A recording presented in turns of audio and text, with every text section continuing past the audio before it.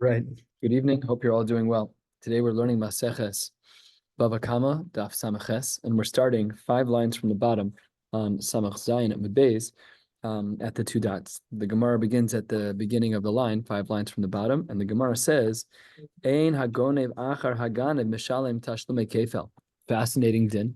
Let's say that I'm Ganev number one. I steal from Ruvain, and then you steal from me. So the Mishnah says that the second Ganev, if you steal from me and I'm a Ganev and I stole, the halacha is that Ein Hagonev Achar Haganev Mishalem Tashlume Kefel. Only I, the original thief, would be subject to the rules of Kefel, but you who stole from me, would not be obligated to pay Kefel. And to this, Rav has a diuk, and this will take up one amud of today. It's just trying to piece together exactly what Rav is talking about. And Rav says as follows: Amar Rav, lo shanu ela lifnei yeush. When is it that we say that Ganev number one is chayiv in Kefel, and the Ganev who stole from Ganev number one is patur from Kefel? That's only true lifnei yeush, before the bailim actually were miyayish. Avala achar yeush,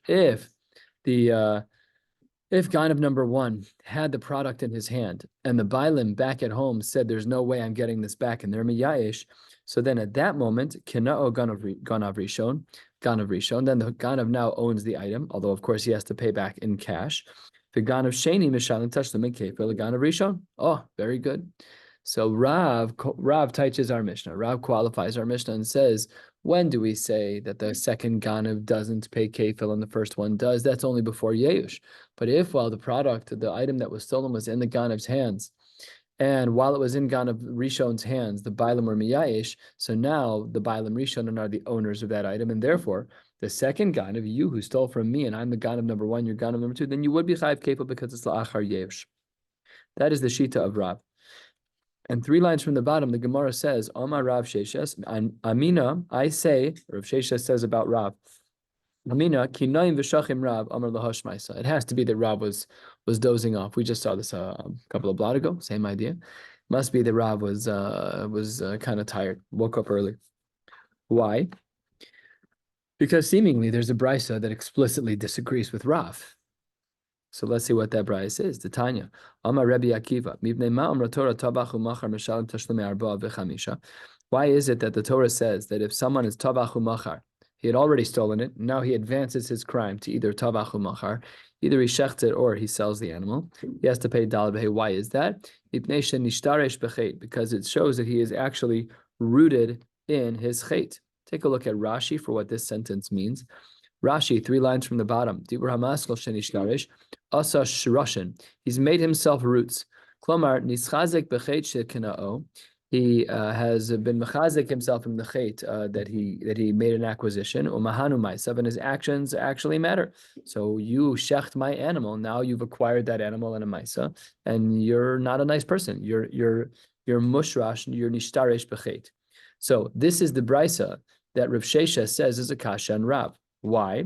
Because the Gemara says, let's analyze Rabbi Akiva. Emas, when is this brisa true? Ilema lifnei yeush. If you want to say that what the brisa is talking about, the brisa of Rabbi Akiva, is that he's nishtarish bechet, and it's before yeush has ever taken place, turning to the top of Samaches Amid Aleph, well, mi ika nishtarish. What kind of hashrasha is there in regards to your chet? There was no yeush. You don't own what you stole. It still belongs to the bailim. So the brayse of Rabbi Akiva can't be talking about a case where there was no yeush. Ella, it must be la'achar yeush. It must be that we're talking about after yeush. V'isal kadaitach yeush kani. And if you want to say that yeush is kone, amay mishalim tashlumei arba v'chamisha shalohu toveach shalohu mocher. If you want to say that yeush is kone, that's what Rav said. Remember what Rav said, that if Ganev number one, while he's holding the item, and the Bailam are miyayish, he's now the owner, and then the Gonev min haganev is chayiv kefel. So if it's true that Yeush is kani, why would it be that he should be mishalim tashlumei arba v'chamisha? It's his own item. So the Gemara, that's a kasha and Rav. So because now we see that it's not kona. So Amrei, the Gemara says, Keda Amar Rava.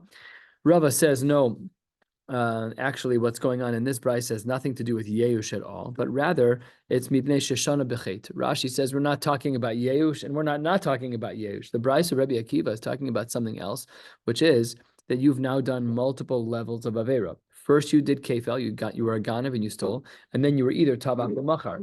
You're stacking Averas. So Rava says forget about Yeush. You're going to be getting a slap on the wrist from the Torah because you're Shana B'chet. You've repeated your crimes, and that is the reason why we are discussing this. And Hachanami in our case too, in the Brisa of Rabbi Akiva, Shana B'chet. So Rava said it somewhere. We'll see his Mari Makam about this case later. But therefore, in our case, there's really no kasha from the Brisa of Rabbi Akiva. We're on Samaches Samad Aleph, about 5 lines down. Tashma, let's ask another question. The pasuk says, quote, utvacho o mecharo, that if you, the thief, you shech the animal or you sell the animal. Matvicha ena choseres, just like shechting, that is a jack you cannot put back in the box. Once you shecht an animal, the party's over. So af mechira, we also, when we talk about mechira in the pasuk, the tvicha and the mechira must be similar. Just like tvicha is permanent, there must also be a case scenario where the mechira is permanent. So, Amos, what is the case scenario where a mechira is permanent? How do you know that transaction can't just be reversed? If you want to say that it's lifnei yeush, that there's no way that if yeush was not done, then pashut it can't be lifnei yeush. Amai eno choseres, just give the animal back. If it's before Yeush takes place, then the Bailam still own the animal. Ella says the Gemara must be that in this Brisa of Utvacha o Macharo that it's la'achar Yeush. Visal kadaitach kanye. And if you want to say that in fact Yeush is kone, amay mishalim dalud vehe shelo tovech shelo mocher. And this is a kasha on Rav yet again, because we see that the Brisa is talking about even after Yeush, and that is why it doesn't work for Rav. Says the Gemara, Kede Amar Rav Nachman prat l'shehikne l'shloshim yom. No. What's happening over here by the pasuk of Utvacho Mecharo is that we're talking about someone who did a 30-day sale, basically like a rental. In a case like that, that is what we are talking about in the Brisa, but not about whether or not Yeush works. The Gemara now asks a third question. Meisvei, this is a longer Brisa, not complicated, but it is longer, so we just have to hold cup, but it's not hard. There are 3 cases in this Brisa. We're on the first of the long lines of Samaches Samad Aleph. The Gemara says as follows: Meisvei, Ganav uva acher ugnavo. I steal an animal, and then you steal the animal from me. So Harishon Mishalim Tashlume Kefel, I'm obligated to pay double the cost of what I did, 2x, that's my penalty. The Hasheni Enu Mishalim Elakaren Bilvad. And when you steal it from me, you have to pay me 1x. You just pay me the cost of the item. That's case number 1. Here's case number 2. Ganav umachar, I did 2 things. I didn't just steal. I stole and I sold, and then uva acher ugnavo, and then I sold it to I'm Ruvain. I stole it, and then I sell it to Shimon, and you steal it from Shimon. You steal it from the guy that I sold it to. Harishon mishalim tashlume arba v'chamisha, veha sheni mishalim tashlume kefel. Over here, what we see is that the first person has to pay kefel. I have to pay kefel to the person I stole from. I have to pay arba v'chamisha. And the second person has to pay kefel back to me. And here's the third case in the Brisa.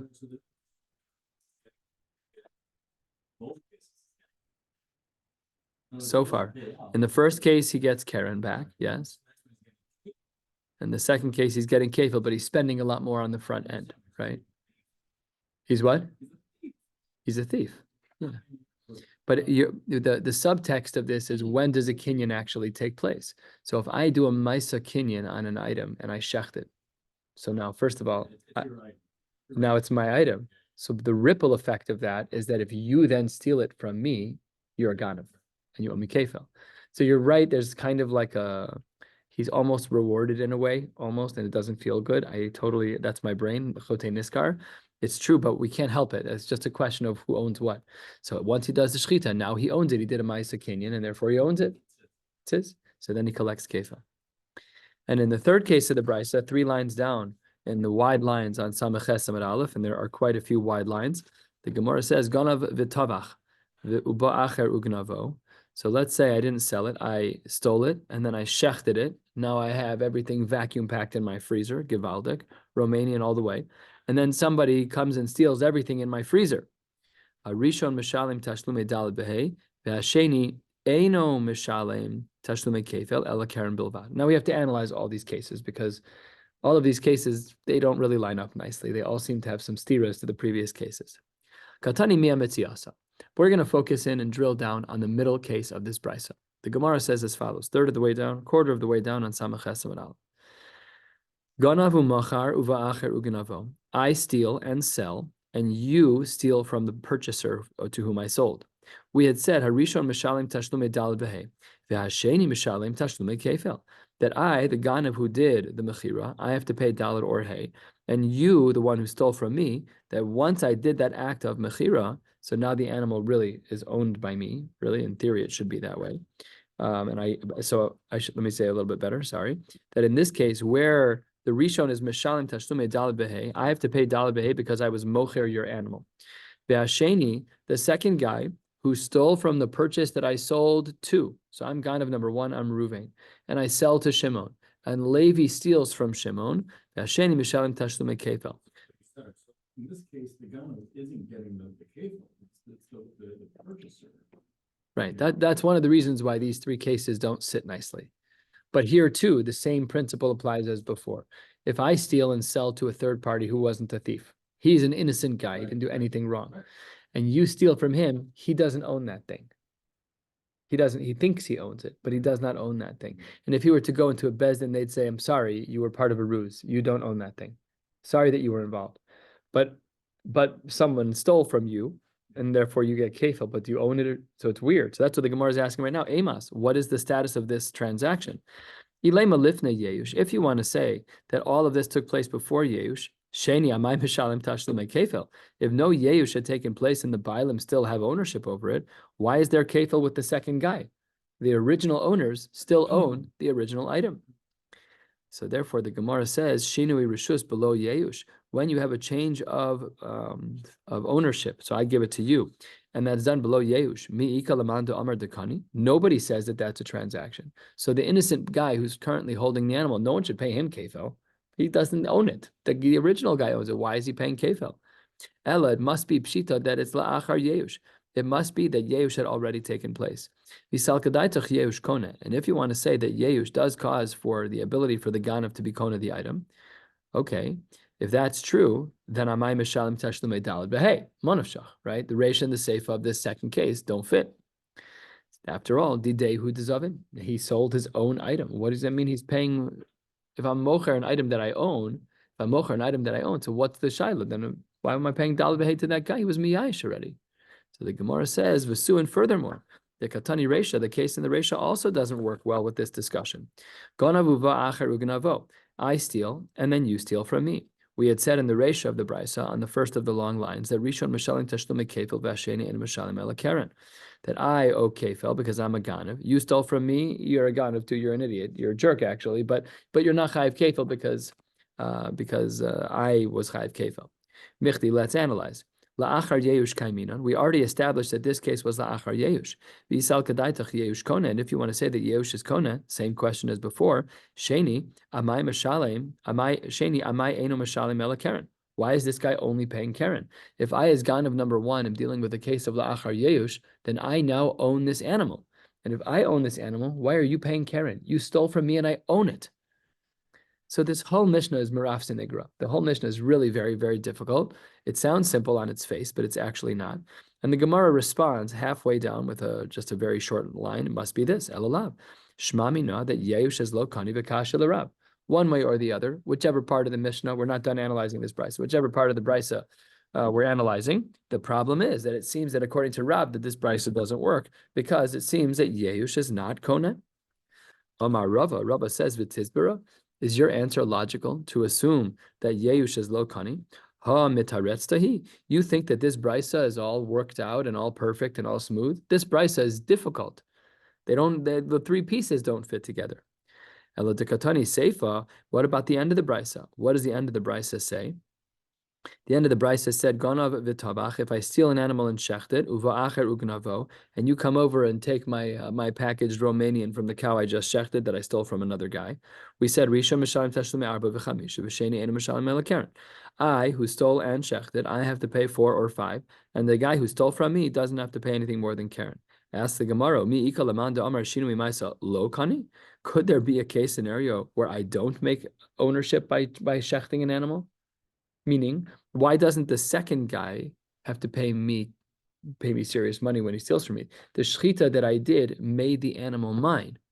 So why does the Mishnah say that the second guy who stole, the second ganav, why do we say that he only pays Karen? So the Gemara provides two answers to this. Olam really kula lifnei yeush. Really, the whole brisa starting at the first of the long lines is all talking about before yeush. The epuch seifa lemitziasa umitziasa leseifa. And we need to change the psak of the middle case with the psak of the seifa. How would the brisa then look? Let's look at the mitziasa and the seifa according to this adjusted version. The emahachi. We're exactly halfway down, almost exactly halfway down. And the Gemara says, here's how the second and third cases of the brisa would read. If I steal and sell, and then you steal from the person I sold to, the reason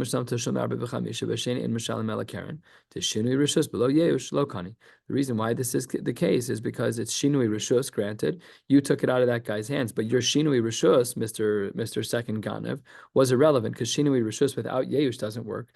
Therefore, it's just the item's just not yours. You have no rights to it at all. You're just a pure ganav, but there was no yeush, so you can't pay kefil in such a case because you stole it from me, but I don't even own it right now. The original guy owns it, so the second ganav is going to be pater. And that was the mitziasa case. What about the seifa? The Gemara says, if I steal an animal and shecht it, and then you come take the meat, the first guy pays that's different. This adjustment makes a little bit more sense. It also, parenthetically, removes the question against Rav. Now all the cases make sense because Yeush is in fact factored in. That's answer number one as to how this brisa is not a problem for Rav. Now let's learn Rav Papa. Rav Papa, 2/3 of the way down, says, in the beginning of the line, about 18 lines from the bottom of the page, Rav Papa, Amar la'olam lo tefuch. Don't correct the brisa. The brisa is fine as it is. Seifa Beis Shammai. The last case is the Shita Beis Shammai. The Amre, they hold Shinui b'makom omedes. Shinuyim don't create for kinyanim. It's a bit of a unique Shita, and that's why we don't ever paskin like him. This is just not normal. But he says that Shinuyim don't create a kinyan. Yachi, says the Gemara, if that's true, kasha reisha mitziyasa the Rav, then we still have a problem with the reisha and with the mitziyasa of Rav, according to Rav Papa, because we had said that those cases only make sense after Yeush. Not answer one like we saw above, the answer that we saw 5 lines ago. According to Rav Papa, where we don't change things around, the reisha and the mitziyasa don't work according to Rav. They should be a kasha on him because those cases were determined at la'achar Yeush. And Rav's whole memra that started this Gemara said the opposite. Amar of Zvid, don't worry. La'olam kula lifnei yeush. Really, what we're dealing with is everything in the brisa. The brisa that starts on the first of the long lines is all prior to yeush. Vacha b'maya skinan shenisyaashu habaylim belokeach v'lo nisyaashu beganim. The Gemara says we're making a nukimta about when the bailim were meyash. According to this Gemara, the yeush of the bailim only took place when in the possession of the lokeach. Let's remember the case. I ganived and I sold to you. While it's in your property, they were miyayish. So then, let's see how this plays out. And v'lo nisyashu beganev dehavala yeush. There was no yeush when it was in the place of the ganav. V'lo tema, skipping the parentheses, mishum deba'in and yeush v'shinui rishus. Don't say that the reason why it didn't work is because we need both yeush and shinui rishus. Ela afilu b'yeush lechudei nami. Kani gabe ganem. It would have worked with Yeush also. Ela de lo mishkachas de mishalme tarvayu ganav rishon v'ganav sheni el bahachi. The only ukimta that we could come up with, that Rav Zvid could figure out in regards to this sugya of having both the ganav rishon and the ganav sheni paying, is if the Yeush of the bailim took place after the ganav rishon no longer had the item in his possession. That way, what he did, he was a regular ganav and he owed money as kefel. And now the Yeush took place, now they've actually stolen, and now they have to pay back also to the original bailim. So they have to pay back, to Ganav Rishon. Fine. All of this is sugya number 1. Rav stands the test of the Gemara. And if we just look back at the beginning, like if we were a Shulchan Aruch, we would just write one line. We would look back at our Gemara and take the first 3 lines of the Gemara and cut out all the rest, because we were just testing Rav to see if he fit within the Mari Makomos. He does fit within the Mara Makomos, and therefore our summary for the first half of today is when you look back at the Gemara where we started 5 lines from the bottom, the Mishnah had said that Gonev Achar Haganev, he has to pay Kefel, and Rav says that's only true before Yeush, but Achar Yeush, then the first guy owns it, and the second guy has to pay Kefel. So Yeush is the line in the sand. All right, that brings us to another sugya, 3/4 of the way down, very much connected to this sugya. Itmar, we have a statement, a machlokes ani amoraim, hamocher lifnei yeush. Let's say that I steal and sell your item before you're miyayish. So what's the din? Rav Nachman Amar Chayev. Rav Nachman says I'm obligated to pay for that, my dalad behay. And Rav Sheshes Amar Pater. Rav Nachman Amar Chayev u'micharo Amar Rachman Zavin. All the Torah says is that if you sold it, and guess what you did? You sold it. Lo shna lifnei yeush, lo shna le'achar yeush. It doesn't matter if it was before yeush or after yeush. Rav Sheshes Amar Pater. Rav Sheshes says that you're Pater chiyuv le'achar yeush, because the chiyuv only takes place after yeush when you actually own it. De'ahanu ma'isa, when your actions matter. Aba lifnei yeush to lo ahanu ma'isa, but before yeush, where your actions don't matter, lo mechayev. In such a case, your actions are zero. We need your maisim to actually matter like it would matter with shchita. And in this case, because it's all before Yeush, it doesn't matter. Amar Rav Sheshes. Rav Sheshes said, I want to give you a little bit more of an explanation of my shita. So let's remind ourselves. Rav Sheshes was of the opinion, as we saw a few lines ago, that if a person's mocher lifnei yeush, if I steal and sell before you, the owner, are meyayish, your pater. Amar Rav Sheshes, 7 lines from the bottom of the page. Mino aminallah. How do I know this to be true? Tanya, we have a brisa. Amar Rabbi Akiva mipnei ma amra Torah tavach u'machar mishalim daled behei mipnei shenishtarish b'cheit. We saw this Gemara already, and Rav Sheshes is trying to prove his shita that you're pater if you're mocher lifnei yeush. We had said that why is it that a person is obligated to pay daled behei if they're tabach umachar? Because they're nishtarish b'cheit, they have bad habits and they're doing things that they should not be doing. Emas, when was this true? Ilema lifnei yeush meika nishtarish. If in fact the bailam were not yet miyayish, so then you don't own anything yet, right? You're a gana, but you don't own anything yet. So if that's the case, then why would you say that you're pater? You're not even rooted yet. It must be la'achar yeush. It must be that the case of Rabbi Akiva must be achar yeush. So Amar Rabba, really what's going on over here? Says the Gemara, you actually repeated your averas because you did first geneva and then you did tavach or machar, which means you're really entrenched in avera. So because that's true, no kasha from the Gemara, and Rav Sheshes says shita stands. Toshma, let's now ask a question against the shita of Rav Nachman. Let's remember that Rav Nachman held that you're chayiv.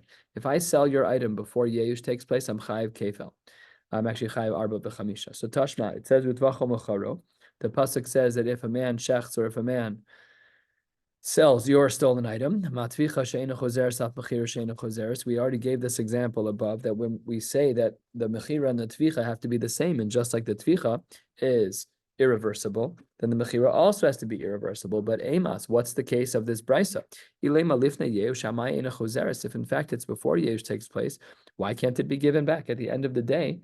No Yeush has taken place. The Bailam still own it. I'm the Gana. Just go give it back. And Shalom Yisrael, just leave it alone.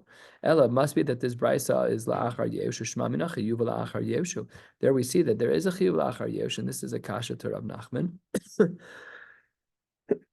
Because the case of Rav Nachman was hamocher lifnei Yeush. And here we see that it's only a chiyuv la'achar Yeush. Kasha and Rav Nachman, the Gemara says, Tir Gemara Rav Nachman, I was talking about a case where I sold something only for 30 days. Again, a rental of some kind. The Af Rebbe Lazar Savar against Rav Nachman. Rebbe Lazar holds chiyuve la'achar Yeush. The chiyuv is only after Yeush kicks in. That is when, if I sold it after Yeush takes place, that's when I'm chayiv daled behei, but not before. Amar Rebbe Lazar, turning to the top of Samaches and Beis. The Gemara says, Teda, you should know, all in the name of Rebbe Lazar, trying to prove his shita, that after Yeush takes place, that's when, if I sell it, I'm going to be chayiv. Shestam geneva Yeush bailamu. He makes a sweeping assumption that when something gets stolen, there's a general assumption, stam, that there is Yeush bailam. Sha'arei amra Torah tavachu machar misam tel shomei arba v'chamisha.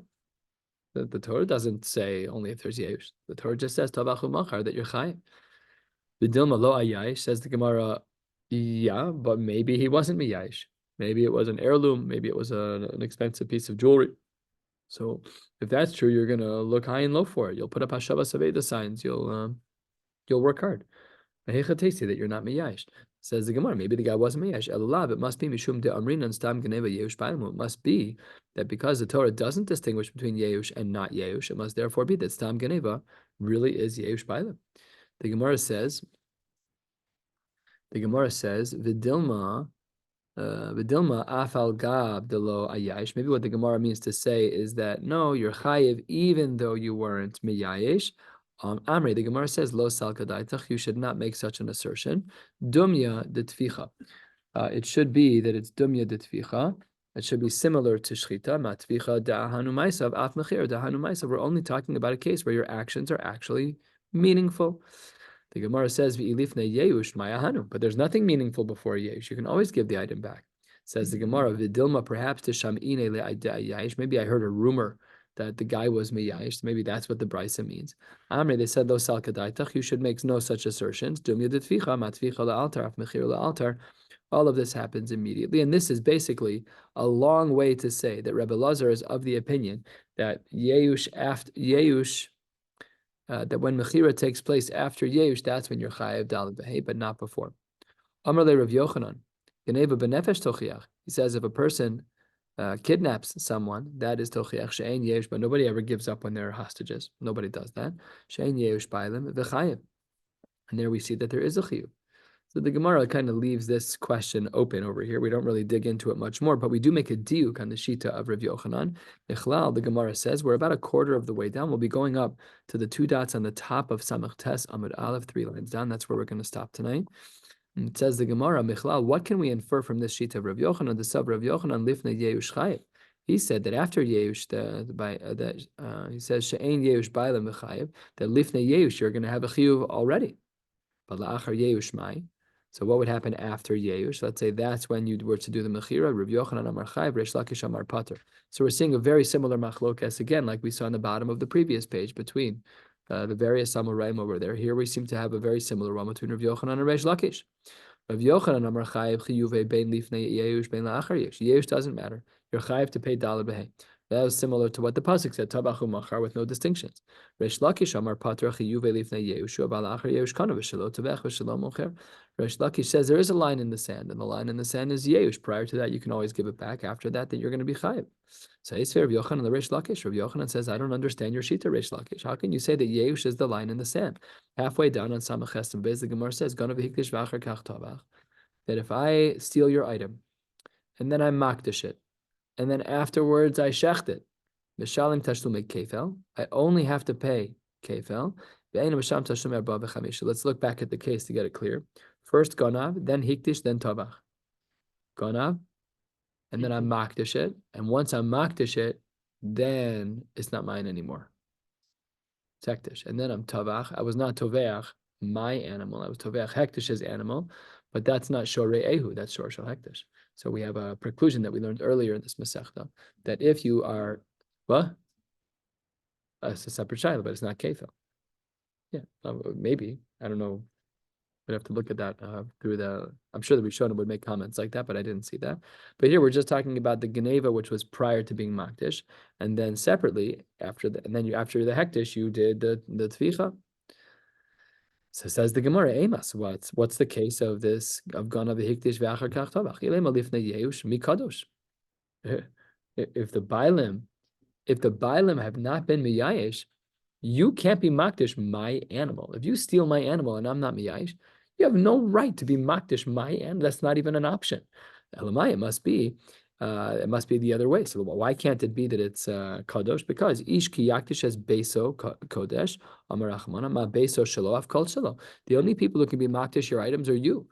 And if a ganav is going to take an animal that's yours, he steals it, and then he's like, by the way, I want to make a donation to the Beis HaMikdash. It has a different family name on the ear piercing and like on that little loopy thing that they wear, their earrings. It says Karesh on it. It doesn't say Gertz. You're a thief. So that doesn't work. Elapshita, it must be that this bride says La'achar Yeush. The taima, and the reason why we say that the kefel doesn't apply is the hikdish hu de'enu mashal tashlim arba v'chamisha. The chikatavach, the hektish katavach. I understand the Geneva wire chayv kefel that was before the hektish. And I also understand that if you did shchita after hektish, if there's Yeush, if there's Yeush. That when you're going to be then you're going to be pater because it belongs to the base of Mikdash, and the Torah said Shorei Ehu Amar Achmana v'lo Shor Shel Hekdesh. I understand. Avalo Hekdesh, if there were not to have been any shchita, any hekdesh, and I was ganav and then tavach misham tashom arba v'chamisha. That's the brisa. That's how we understand the brisa. Now for the question against Reish Lakish. Visal kadaitach Yeush kone. If you Reish Lakish want to say that the line in the sand is going to be Yeush, well then I'm my mishalim. Why would he pay? Shalohu tovech v'shalom mocher. It's mine now. So why would I have to pay arba v'chamisha? Kasha and Reish Lakish. Amar le Reish Lakish would respond, Hacha b'mayaskinan kegon shikti shuhu bailim bihad ganev. You got the case wrong. Rabbi Yochanan looks back at Reish Lakish and says, I know you're smart, I have no doubt, but you've made an error. The Brisa reads, Ganav hikdish ve'achar kach tavach. Very good. So I'm the Ganev, and then the Bailim, knowing that their item was stolen, but still theirs, they were not miyayish, they were makdish the animal. That's what Reish Lakish says. Reish Lakish says, Rabbi Yochanan, you've got the case wrong. The Gemara says, Umi kadosh. Does that work? Let's say you stole my animal. Can I be makdish my animal while it's in your possession as a thief? Rav Yochanan is not having it. V'amar Rav Yochanan, 10 lines from the bottom. Gazal, v'lo nisyashu habaylim, shneihen einon yecholin lahakdish. That animal is not hekdishable from either side. Zelafi she'eno shelo. You don't own my animal. You're not allowed to be makdish the animal. V'zelafi she'eno birshuso. And I, who own the animal, but since it's not in my possession because you're a thief and you're annoying and you stole my cow, I can't be makdish this animal at all. It's not eligible for hektish. So Rav Yochanan pushes back hard on Reish Lakish. You wanted to reinterpret the brisa and say that when it said hektish, it wasn't talking about the Gana being makdish, it was talking about the Bailam. That's not possible. That's not possible. B'manavshach, there's no way that this animal could have been mukdash by anyone in the Ganav's hands. The Ganav doesn't own it, and the Bailam don't have it in their rishus. What? Free use. Is there some level where the Ganav is almost like a shoulder? And if that's the case, then It's not shmira. not shmira? I don't think so. I mean, you're asking a question that connects back to previous sugyas. Do we measure the cost of the animal kishas keneva or kishas ha'amada bedin? Let's say that I keyed your car, right? So Bezdin's going to say to me, Phil, you had some element of shmira. I don't know if it's the right word, right? But you even if you're a ganav, let's just say it this way: you have to pay for whatever you do, right? So my car is worth $10,000. You owe me $20,000 because of kefil. You also scratched it. All right, you owe me $20,500. But is it shmira? I don't know. There is a sheet in the Gemara somewhere that you have to accept shmira upon yourself. A ganav doesn't do that. He's not so halachic. He's not like saying he's a ganav, right? Yeah. So I think over here, this is like a twilight zone of shmira, which exists. I asked this shaila to the Choshen Mishpah Kollel 10 years ago. I've shared this here before. If you ask someone to take a picture with your phone and they drop it, are they a shomer or are they not a shomer?